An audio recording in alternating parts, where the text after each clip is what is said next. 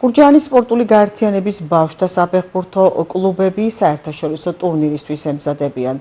მწვრთნელის ნოდარ ბოხაშვილის განმარტებით, ასეთი მაღალი დონის სპორტულ ფორუმში მონაწილეობის მისაღებად მოწვეულნი არიან სხვადასხვა ქვეყნის ნორჩი ფეხბურთელთა კოლექტივები. მისივე განცხადებით ღონისძიებას წინ უძღოდა ლაგოდეხში დასრულებული კახეთის რეგიონული პირველობა, სადაც ჩემპიონობა და საპრიზო ადგილები სწორედ ჩვენი მუნიციპალიტეტის გუნდებს ხვდათ წილად.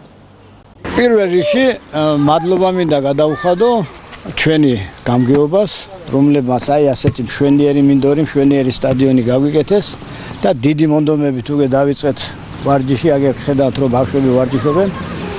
კიდევ ერთხელ მადლობა ტელევიზიით მინდა გადავცე მაგათ.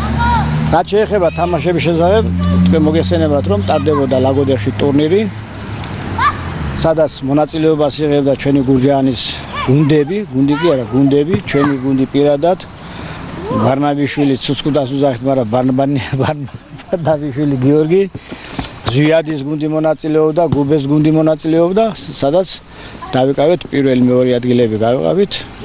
მე და ცუცკუდამ გავიყავით პირველი და მეორე ადგილი, იქითკენ მეორე ადგილი აიღო ზვიადი.